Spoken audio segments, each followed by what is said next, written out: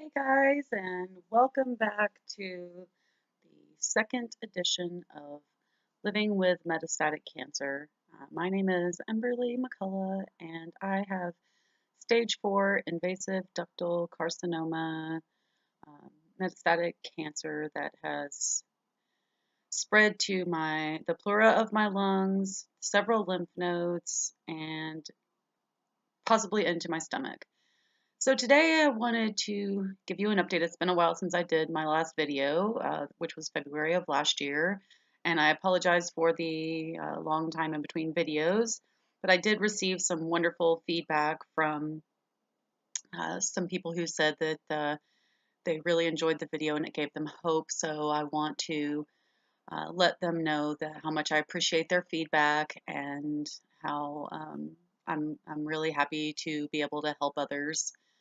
And today I want to talk about a few things that have been on my mind that I think bear talking about in regards to um, living with metastatic cancer. So, as you all know, or maybe you don't know, living with metastatic cancer is quite a difficult yet doable life. So, I decided that. Uh, I was going to have some adventures of my own. And last week, I went on a solo trip, my very first solo trip to Ireland. And I spent 7 days on the lovely island of Ireland. And it was a wonderful trip. I enjoyed food and music and Guinness. And it was quite a lovely, lovely week. Although it did rain for the first few days, but that's okay because it was not real bad rain. It was light and it was lovely.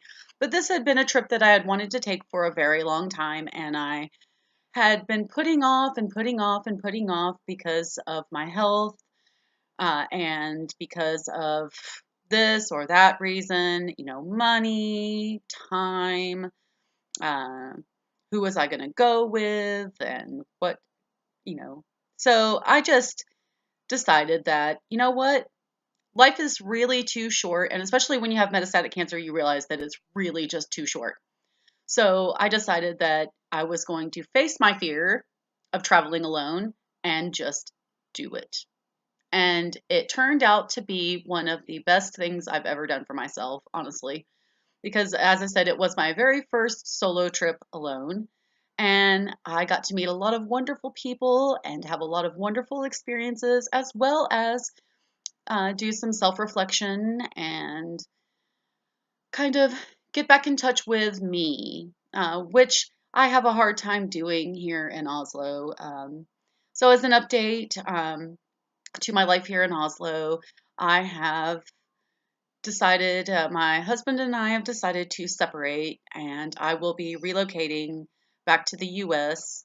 However, I'm not going back to the East Coast. I am going to the West Coast this time, so I'm moving to California.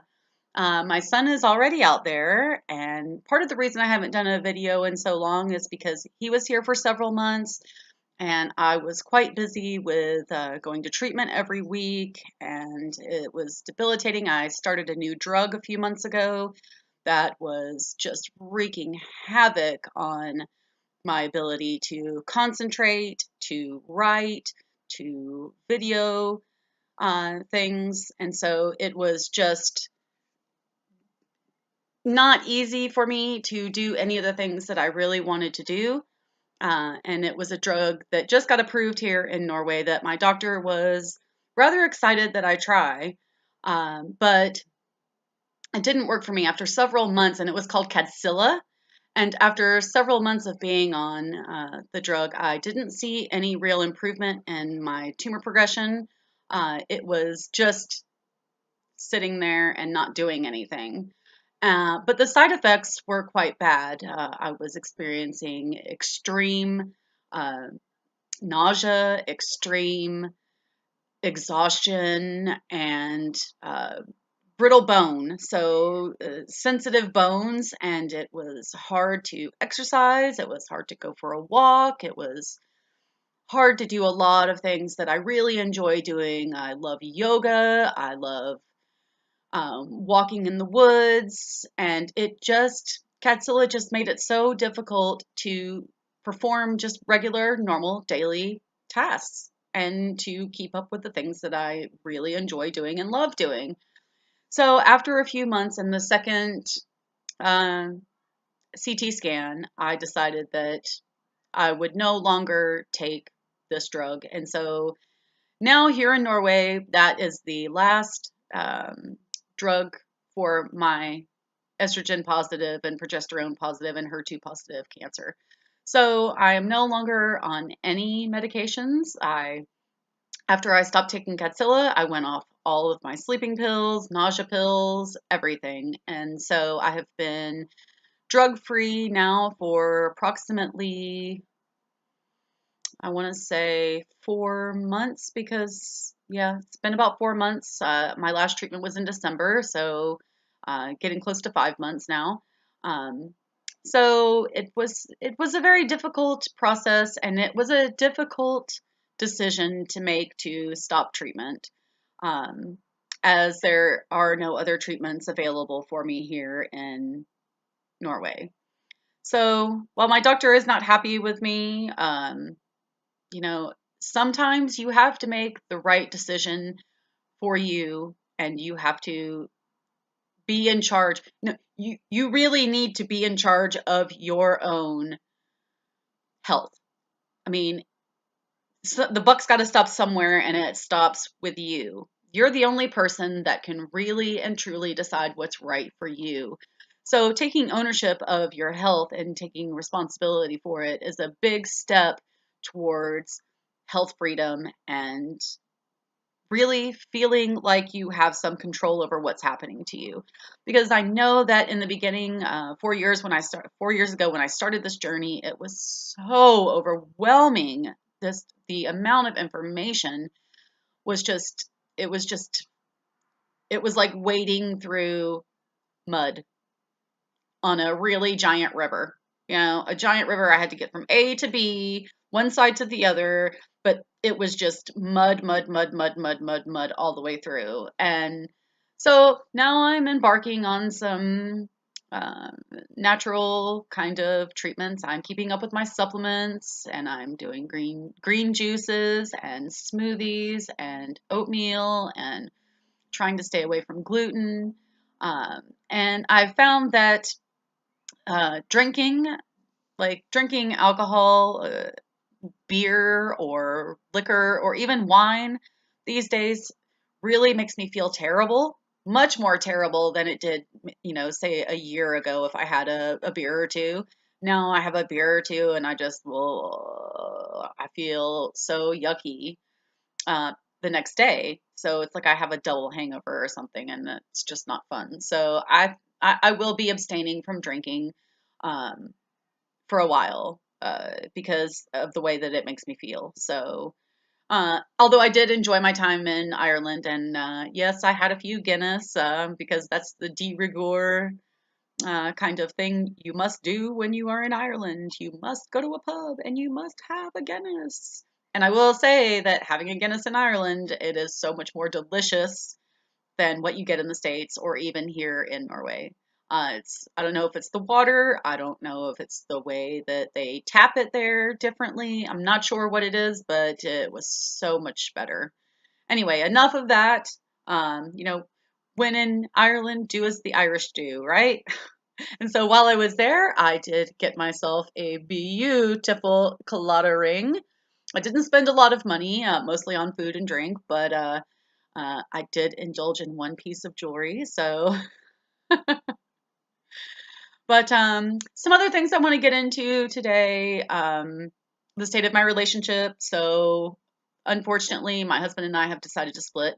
So I'll be going back to the States and going to California, where my son is, and he's currently um, looking for a house for us. So I'll be leaving in a few weeks to join him. And I'm really looking forward to that. I think I'm going to enjoy living in the San Francisco area.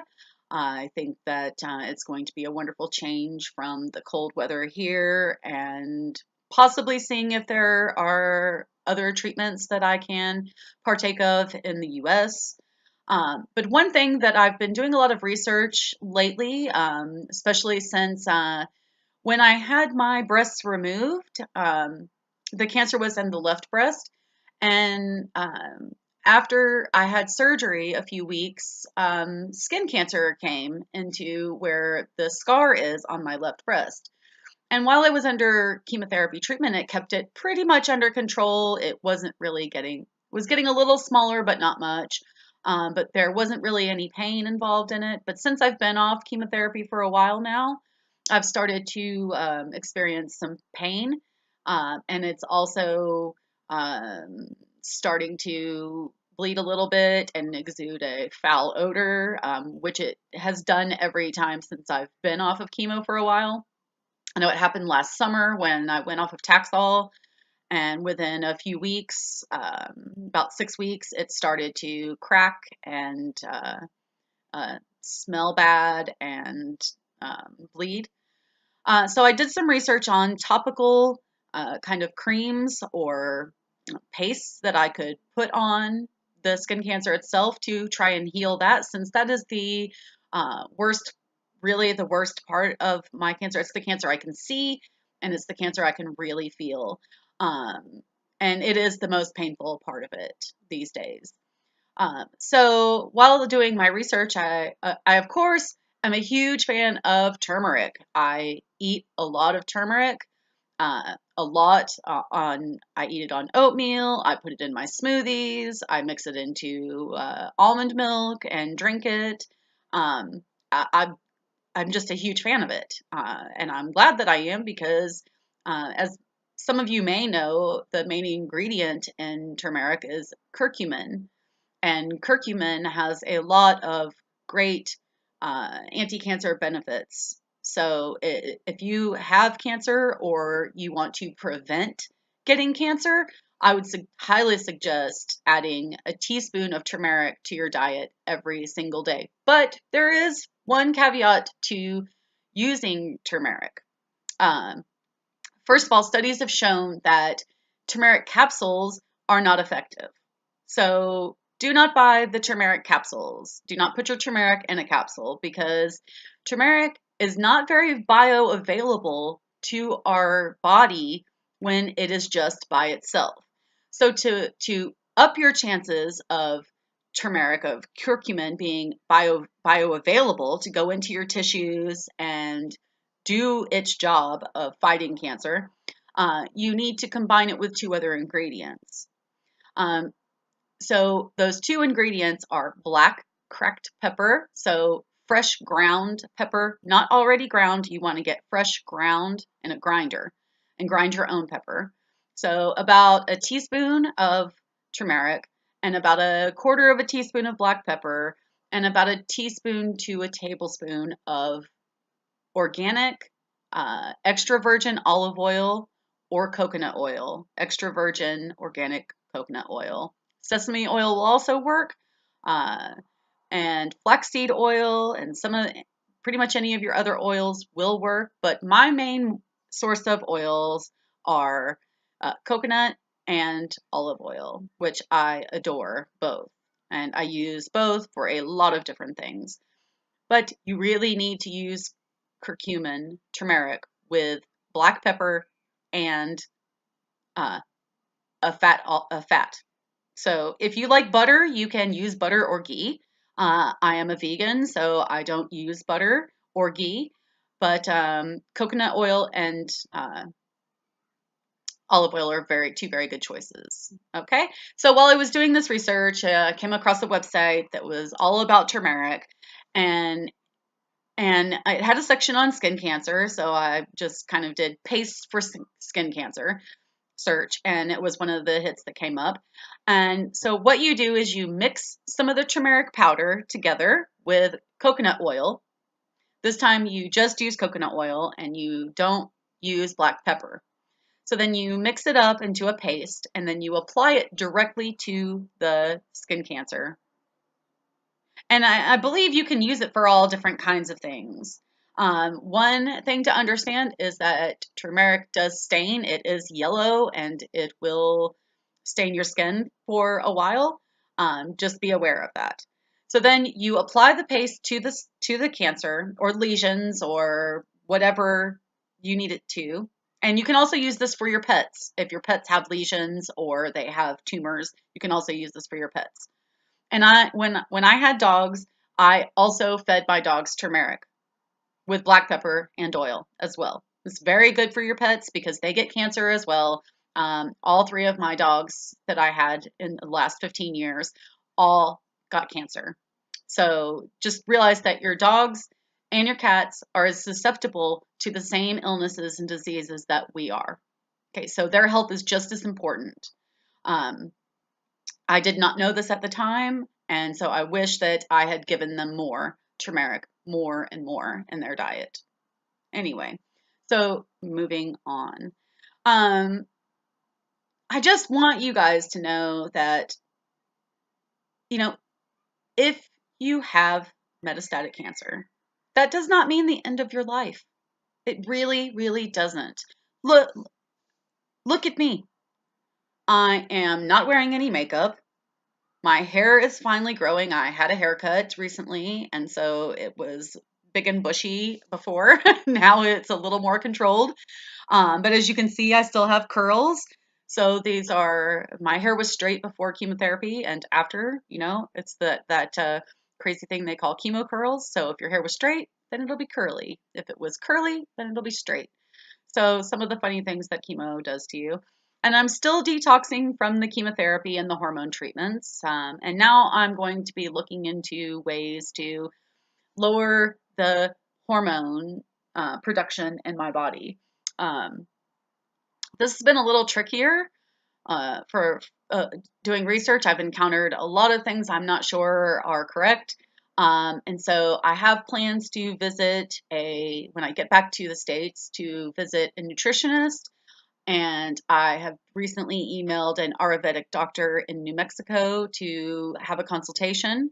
Um, Ayurveda is something that I really am interested in seeing if Ayurveda can help me. Um, if not with the cancer itself, addressing some of the other issues that come along with having cancer and then having had treatment. I really want to do a detox. I did try a water fast a few weeks ago, and it was much too hard for my system, especially after 4 years of chemotherapy and hormone treatments. So when you are coming off of treatment, especially the highly damaging ones like chemotherapy, um, be gentle with your body. Be very, very gentle. Be understanding that it's going to take time before you are detoxed from it. And that there are some small things, easy things that you can do. So what I've decided that I'm going to do, since a water only detox fast was just too difficult, I'm going to ease myself into doing another one in the next few weeks. So my plan is to start out with smoothies and light soups and rice and beans and just light foods, really, really light foods, especially now that we're getting into spring. You can really do some lighter foods now since the weather is warming up. And so I would like to do that, and then I'm going to switch to juicing, which I've been juicing for the last few years, but I haven't ramped it up to where I'm juicing several times a day. I've been juicing once a day, making a big quart of juice and drinking that over the course of a day. But now, then in a few weeks, I'm going to just do a juice fast. So it'll be grape juice with lemon, it'll be green juices, it'll be kale, it'll be spinach, it'll be beets, all kinds of good stuff. And then after I've done that for a week, I think maybe I could try water fasting again, because Ayurveda does say that fasting is one of the best things that people with breast cancer and cancers of the lung, anything that's in the chest, from the head to the chest, to the solar plexus, so to about here. These cancers and ailments are from an overabundance of kapha, which is the earth element. So you need cooling foods, and they say that fasting is a cooling process, and so that's a very good thing for people who have malignant tumors that are spread throughout the body. And mine are strictly within this region, from my lymph nodes here and to my stomach, to just below my solar plexus. So I will try again in the future. I'm not sure how that's going to work, but we will see, and I'll give you an update on how that's going. And I plan on doing more podcasts and having more information. So I think next time I'm going to get into the book Radical Remission and talk about some of the ideas that Dr. Kelly has in her book about people who have gone into what she calls radical remission. All right, well, that's all for today. Thanks for tuning in. Thanks for watching my video. If you like it, please hit the like button, and please subscribe to my channel. That way you get updates on what I'm doing and all the information that I'll have available for you. And I look forward to hearing your comments and seeing your comments. So thanks so much, and have a blessed and wonderful day. Namaste.